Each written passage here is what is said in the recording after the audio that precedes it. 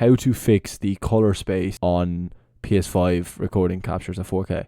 So recently, if you look at my channel, you can see I've made a bunch of Ghost of Tsushima videos, and I was originally, when I started it, I was having a lot of problems with the color and the color being off and everything, and I've looked it up online and there's very few guides to it. There's a few people talking about it, but the big question everyone was asking is, how do I fix the color space being completely wrong?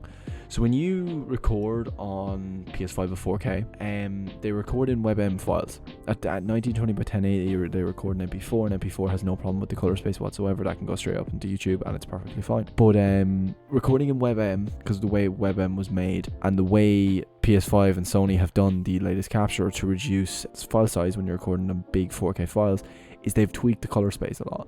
And when you import these files, I do it through USB, and when you import these files to your PC and you play them like actually in your Windows, they will run perfectly fine. They'll look great. But when you open them up in DaVinci Resolve, Premiere Pro, I don't know what other ones you're really using, it's off. It's incredibly off. It looks horrendous. And everyone online, I was seeing so many people talking about it. It is a major issue.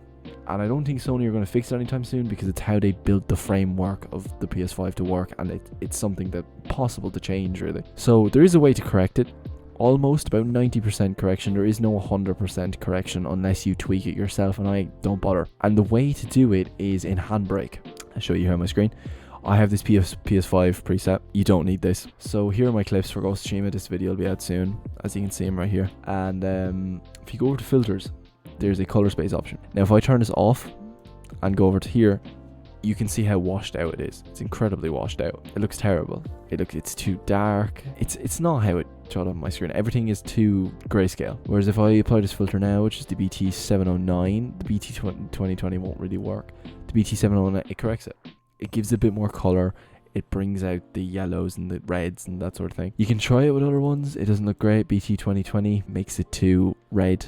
I don't really like it that much. Whereas you can see here, BT601 brings it out a bit more. Some people use BT601.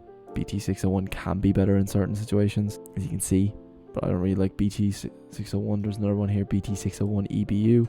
That brings out the color a bit more, but it tones down the yellows. The yellows are very greenish almost. So yeah, if you're trying to import stuff into Windows, your best bet would be BT709. It's right here on Handbrake. You can get Handbrake for free online. I'll show you how to download it, probably on my screen. This is how I do it. So I re-render all my files. It does take time. For one clip that's about an hour long, it will take me about 2 hours to render on a semi-decent PC. I know it's not ideal, but it's the way Sony has done it. And if you want your videos to be perfect quality, this is how to do it. If you want to go even further, you can mess around even more with the colors. But yeah, I just wanted to make a quick video to explain how to do it. Major difference, and there's so many videos out there explaining it. I found a few videos and they were like 20 fucking minutes long, and I'm sorry, but no one wants to watch 20 fucking minutes. So I hope this helped. Hope this helped a lot. This is different from my regular videos. Probably won't make this many, but because I just seen so many people commenting the issue, I said I might as well help some people out. So there you go.